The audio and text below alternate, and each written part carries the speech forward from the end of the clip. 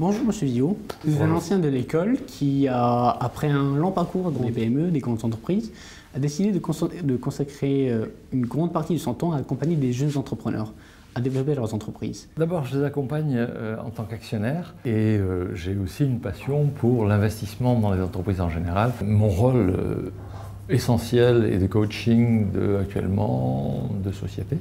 À part ça, c'est vraiment un rôle dans des fonds où ma présence consiste à juger de la qualité de l'équipe, du projet, du marché, et puis contribuer à la décision, et puis quelquefois d'ailleurs aider à suivre ou donner un coup de main en management quand il y a le feu. Qu'est-ce qui vous motive tous les jours en fait quand vous accompagnez ces entrepreneurs? Les projets des startups sont des projets d'avenir, des projets qui parlent de demain, et donc les projets en eux-mêmes sont assez passionnants. Voir se former une entreprise, se développer des équipes, c'est passionnant. Le contact avec les entrepreneurs est franchement dynamisant. Et c'est quoi les qualités en fait que vous retrouvez chez eux? C'est des gens qui sont amoureux de leur projet.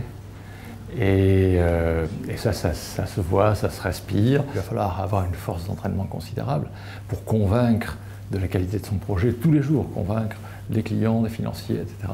Ce foisonnement de compétences en fait que vous constatez chez eux, c'est aussi un peu votre parcours.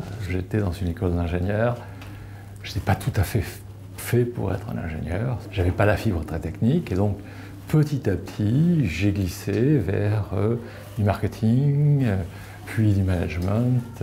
Donc oui, l'école m'a aidé parce que l'école était pluridisciplinaire, avec une composante humaine forte. Tout ça préparé à cette ouverture. Une start-up, c'est un condensé de tous les problèmes d'une grande entreprise.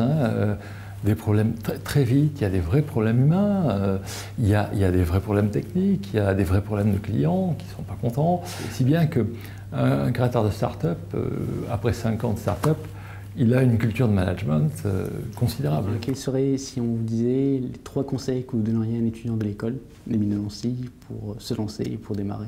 Le premier, c'est que s'il a envie d'y aller, il faut y aller. Deuxièmement, il faut quand même n'y aller que si on est amoureux de son projet.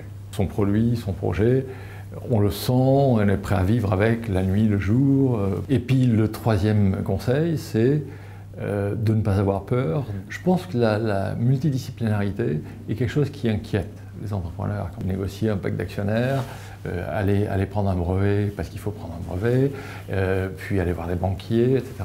Faire toucher du doigt aux élèves le fait qu'il n'y a pas de discipline qui ne leur est pas accessible. En potassant 2 week-ends et au bout de 2 week-ends, en étant capable de maîtriser suffisamment la situation pour avancer. Donc, ne pas avoir de complexe, ne pas avoir peur, et voilà.